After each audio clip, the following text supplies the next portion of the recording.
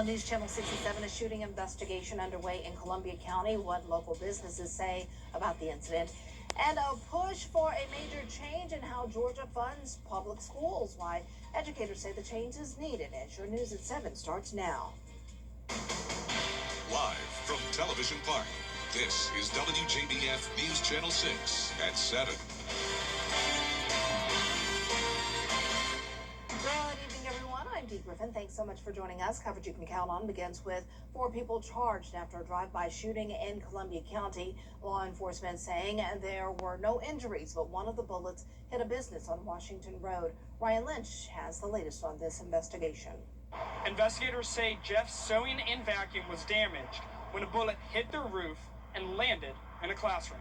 We believe that the roof damage was caused by yesterday's events. Employees at Jeff's heard a sound around 4:30 and did not know what caused it. They looked around and saw a hole through the ceiling and a bullet on the ground. The bullet was still warm when we picked it up. So I ran next door to Computer Exchange just to make sure the guys over there were all right and they were okay. And then we saw the police outside and realized that they were actually chasing someone that had been driving down Washington Road, I guess just shooting or something. But anyway, bullet went through the hole. So we now have a hole in the roof and one in the ceiling. Law enforcement says suspect Alexis Miller drove the car and is the only suspect from Columbia County. Alexis lives on the 200 block of Callahan Drive, and that is here in Evans.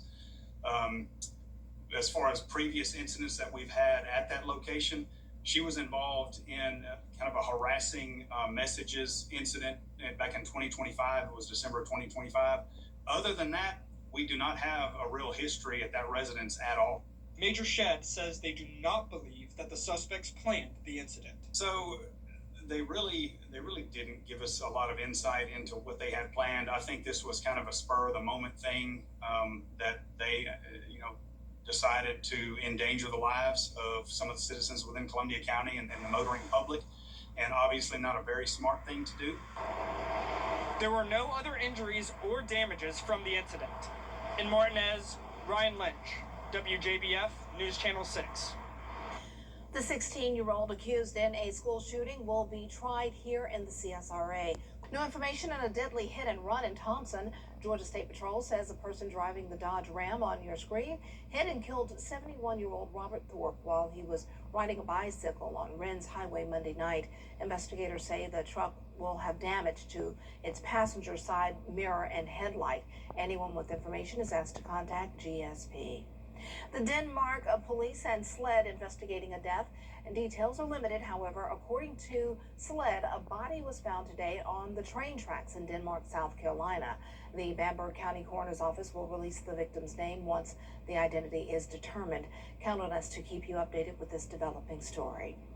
Tomorrow, law enforcement will give an update on the death of Javea Harris. Aiken County Sheriff Marty Sawyer will hold a news conference tomorrow morning at 10:30.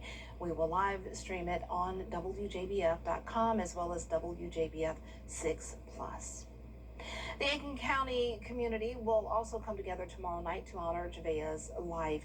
A vigil will be held tomorrow at 7:30 p.m. at the Event Center in Aiken off Shiloh Heights Road. You should bring your own candles, balloons, and stuffed animals to be placed at the memorial in front of 4-year-old Javea's home. Well, it is time now for a first look at our weather with Chief Meteorologist Jenna Petracci. Jenna. Well, Dee, it's dry in most places in the CSRA, but I have been tracking a few isolated showers and weak storms today. The one that moved through Richmond and parts of Aiken County has now faded away, and we're no longer seeing any lightning with this cell in Screven County, but there's still some brief heavy rain near the town of Sylvania. Other than that, it is dry, and as for our almanac today, we started out at 75 degrees in Augusta, climbed all the way up to 98. That puts us 4 degrees above average. Now we're down to 94 in Augusta and Aiken, 91 in Waynesboro, 90 in Millen, so cooler where we've had some rain, and then hot where it's been dry, 95 in McCormick, 96 in Saluda, and Bamberg at 99. Luckily, humidity is tolerable today. You could say the heat index not too much higher than the actual air temperature, and winds are coming out of the southwest up to around 10 miles per hour. Here's our Terry Lambert Hyundai Skyview cam now at SRP Park.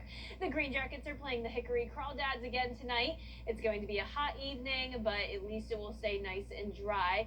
By the 9 o'clock hour, temperatures will be falling into the middle 80s. Now, as we look ahead here, still low rain chances for a Thursday. Then those rain chances rise as we approach the weekend, and eventually some heat relief is on the way. More details coming up, but back to you, Dee. All right, thanks so much. Well, state troopers reminding you to be safe as the summer travel season heats up. The South Carolina Department of Public Safety says 7 people were killed during the 4th of July holiday travel period. That is 3 less than last year. While troopers say they're encouraged to see that number decrease, they also say even one traffic death is one too many. As people continue traveling throughout the summer, they're urging drivers to stay alert. Buckle up, don't drive distracted, don't drive impaired, and if you do decide to have that drink or two, make sure you have a designated driver. Also, if you're having a designated driver, make sure that person has a valid driver's license so they can get you and them there safely where you need to be as far as to your destination. Troopers say whether you're heading across the state or just a few miles down the road, the best way to keep everyone safe is to plan ahead, make responsible decisions, and never take safety for granted. Starting next Monday, you may start to see a lot more police and law enforcement officers along the roads. It's all part of Operation Southern Slowdown, a week-long crackdown on speeding and aggressive driving. Georgia, South Carolina, and 3 other nearby states are participating. If you're going too fast on the interstate or highways, there's a good chance you'll get pulled over and get a ticket. Well, some Georgia educators are pushing for a major overhaul of how the state funds public schools. Atlanta Bureau Chief Archie Chaudhry reports. The Georgia Association of Educators is calling on state leaders to update the Quality Basic Education, or QBE formula, the funding model used for Georgia's public schools. The group says the formula no longer reflects the needs of today's classrooms and should include permanent funding for poverty, mental health, English learners, transportation, and technology. QBE is the Quality Basic Education Act, and that is the act that was passed in 1985, which is how we fund public education here in Georgia. So the formula was developed in 1985, and we are still using it 42 years later. The Georgia Department of Education says recent state budgets have included grants to help districts hire social workers and expand mental health services, but those investments are made outside of the QBE formula. Transportation is not fully funded in the QBE formula. There are other things that are just not there. Georgia is one of only 6 states that does not address poverty in the community when we fund our schools. Teachers say the funding model should better reflect today's digital classrooms, where technology is now a daily necessity.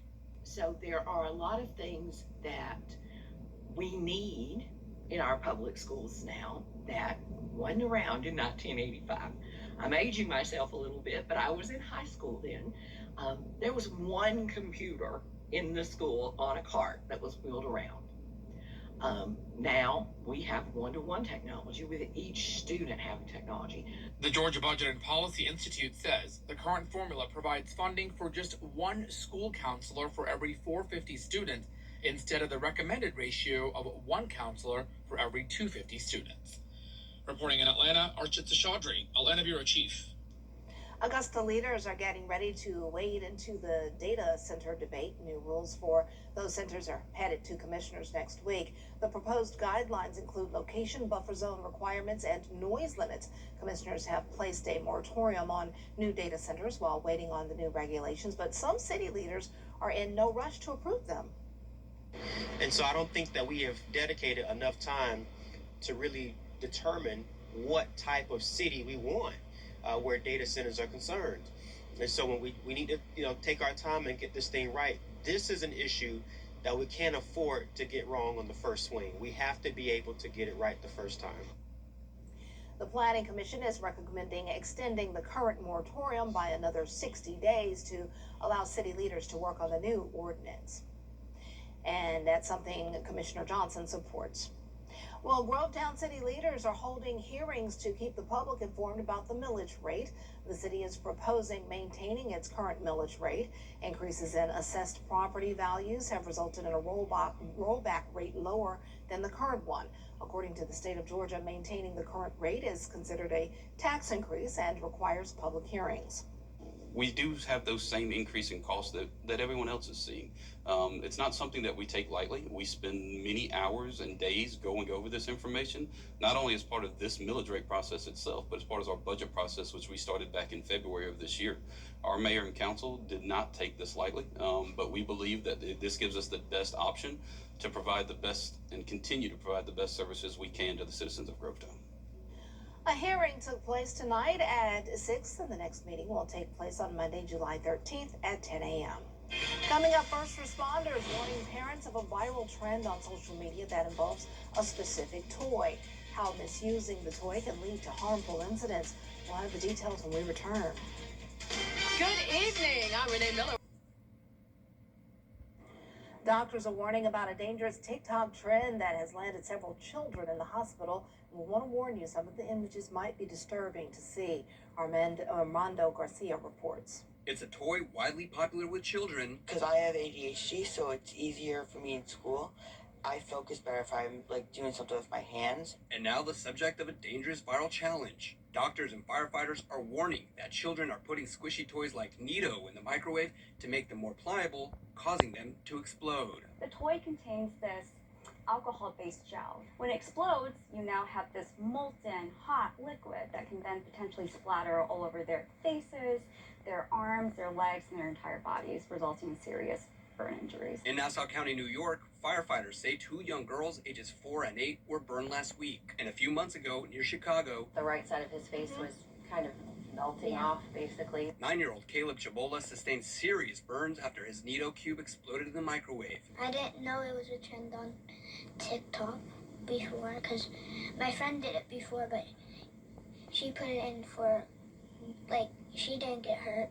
Loyola University Medical Center says Caleb is one of at least 4 cases they've seen this year involving Neato cubes. The company that makes Neato telling ABC News in a statement that ensuring the safety of their consumers is fundamental, adding that heating or freezing the toys could cause injury and that they are, quote, disappointed to see that there has been a trend on social media demonstrating misuse of the products. Authorities are also warning that in the summer months, toys left behind in hot cars can also cause burns, and that taking precautions, including speaking to children about these trends, is crucial.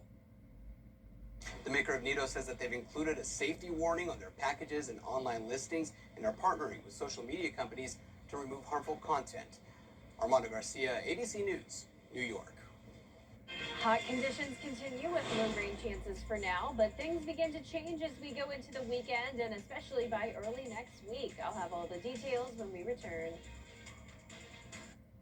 This week, Dr. Francisco Honkamy talks about... Learn to prepare an amazing meal with a hometown feel. We've gathered the best recipes from across the CSRA all in one place. Brandon Dawson and Jarrett Ledger host Your Hometown Kitchen, Fridays at 12:30 on News Channel 6.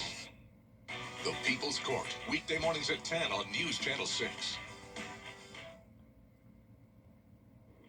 Now, your most accurate forecast with WJBF Live 5/6. Welcome back. Today ended up being the hottest day since the 4th of July when we were at 99 degrees. Today we were at 98, and we've had a mix of sun and clouds with some areas experiencing some brief showers, heavy rain, a couple lightning strikes. But most of us were dry, and you can see a good amount of sunshine there in Thompson. This is our Terry Lambert Hyundai Skyview Network showing you the CSRA. We're at 94 degrees. It's still feeling like the triple digits out there thanks to dew points in the lower 70s. And we have a west-southwest wind coming in up to around 10 miles per hour. Temperatures are in the 90s across the board. Heat index also still around the triple digit mark for most of us, 105.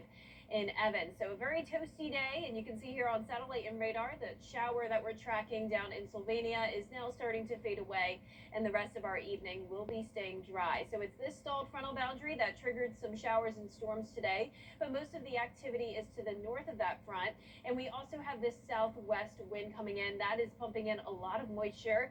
And speaking of things happening down towards the south of us, we have a SpaceX Falcon 9 launch expected tomorrow morning. So if you're up early, the launch time will be at 5:05 tomorrow. You may want to look outside, and if you do spot the launch, be sure to send us some pictures tomorrow. We will have sunny skies to kick off your Thursday, 78 degrees, then climbing up to around 98 degrees as we get into the afternoon, similar to today. So here's your high temperatures for the CSRA, anywhere from around 95 to 98.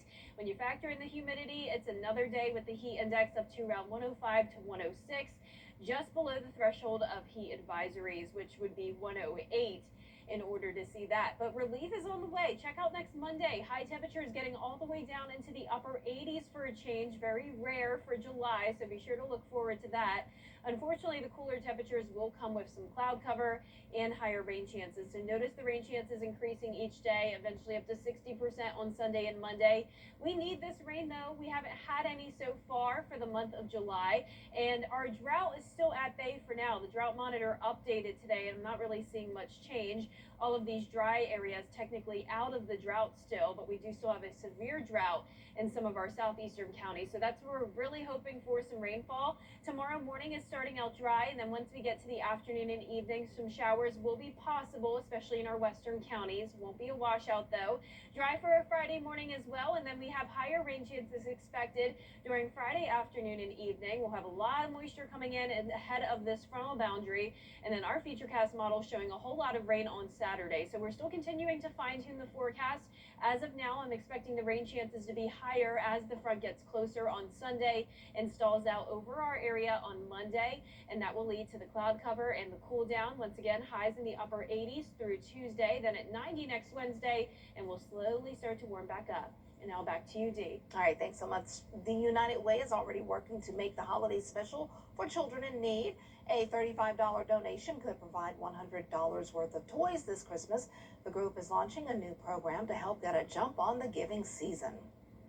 Recently launched a new campaign called Christmas in July, and while it's really hot outside, it doesn't mean that we don't want to go ahead and start thinking about holidays for many of the kids in need here in our community. So we've recently launched this Christmas in July effort to raise money for the Empty Stocking Fund, which is a program that we run here at United Way to make sure that families get Christmas when they may not otherwise without this program. With this fund, the United Way is working to give 1,200 children gifts for Christmas. For information on how to donate, you can go to WJBF.com.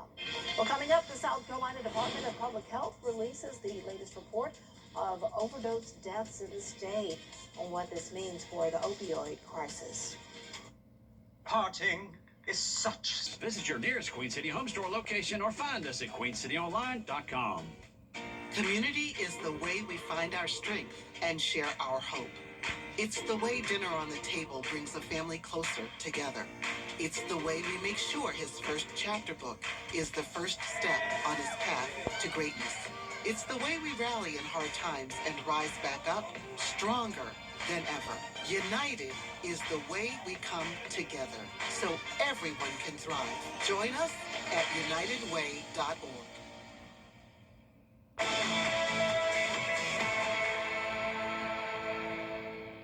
The WJBF Live Viper 6 Skyview Network is sponsored by Terry Lambert Hyundai. Low prices, big selection, and committed to quality customer service. For the second year in a row, South Carolina is reporting a decline in fatal drug overdoses. But public health leaders say the opioid crisis is far from over. Hannah Baker reports. The South Carolina Department of Public Health reporting overdose deaths have dropped by nearly 1/3 in South Carolina. Here in the Lowcountry, Georgetown and Colleton counties reporting an over 50% decrease. We are intervening quickly and we are saving the lives. Experts tell me the progress is a result of a combination of prevention, treatment, recovery programs, and greater access to life-saving tools like Narcan and naloxone. Us being able to put that in the community members' hands has shown that decrease. Last week, we did pop-ups in Berkeley County and Charleston County, and out of those two counties, with the help from our community partners, of course, we were able to distribute 920 Narcan kits. While fewer people are dying, fentanyl continues to be the leading cause of overdose deaths across the state, playing a role in more than 900 deaths in 2024. So cocaine mixed with fentanyl, where people believe that they're doing cocaine and it has lethal doses of fentanyl in it. And so people are dying from an opioid overdose who don't generally use opioids. Experts saying access, education, and destigmatizing treatment and response are key to reducing the numbers even more in the future. So we have to continue educating people on what's going on and doing that outreach, investing in public health efforts and getting people connected to the care and resources that they need. Coming up, a man decides to make a business meeting more thrilling. We'll have the story after the break. My husband was in a pretty serious accident, which led to my husband actually passing away, which was very hard on our family. I was 16 years old. It was incredibly traumatic. Being able to take the burden off of you guys to handle the legal aspect at least gave you all a chance to kind of get through those first several years. Austin and his team fought to the end. I'm so thankful that I found Austin. If you've lost a loved one because of someone else's negligence, call Austin Jackson. Hey guys, it's Anna Christina with Roof Savers. I'm here with Russell Beckham. He's one of the owners of Roof Savers. And listen, we've learned all about Renew It 17 and the effectiveness of what it does to roofs and preserving roofs. But you also can use Renew It 17 on siding as well. Right, all types of siding. Vinyl, hardy board, which is what we have here, to restore the color and bring back the curb appeal and protect it from becoming nice and dull and chalky is something like you see here. That oxidation doesn't come off with a normal soft wash. You have to use a proper cleaner that removes oxidation. That's right. So that part is very important. So this is the final step of the process. What he's doing is applying that Renew It 17, and we're going to be able to see the difference. This is where we started. This was the first step of cleaning, and this is the final. I mean, it completely looks brand new. We do these samples in front of customers, remove the oxidation, apply the Renew It, and it darkens and brings it back, and it looks brand new. Not only are we protecting the color here and restoring the color, we're actually shielding the actual hardy board, the cement board, from the sun's harmful rays. So you're protecting the siding and the integrity of the siding itself, along with the color, which is a huge plus. What an incredible difference. Yeah, it is. You can call them up, ask all the questions, but also you can visit myroofsavers.com for more information. Have you ever sat in a meeting at work and it was boring? Well, a man in South Korea decided to join a work Zoom call while riding a roller coaster. He did have the green screen mode set, but as you can see, there were certain parts of the meeting where you can tell he was not in a living room. The man is a YouTube creator who's known for pranks like this, so his coworkers are always probably thinking, what is he up to now? One guy, he's looking like, what is he doing? It's actually really scary. He looks like he's getting, it looks really, concerning. Because you wouldn't know he's on a roller coaster. And then he glitches out. Oh, wow. Yeah, I would be scared seeing that. He works for a good company, because most companies, I don't think they would go for that. No, I don't think they would find that very funny. No. Well, our forecast is looking good when it comes to temperatures finally cooling down on Monday and Tuesday, highs in the upper 80s. In the meantime, it will be hot, 10 degrees hotter than that tomorrow with a high of 98. Okay, thanks so much, and thank you for joining us. Our next news is at 11 right here on WJBF News Channel 6. Have a good night.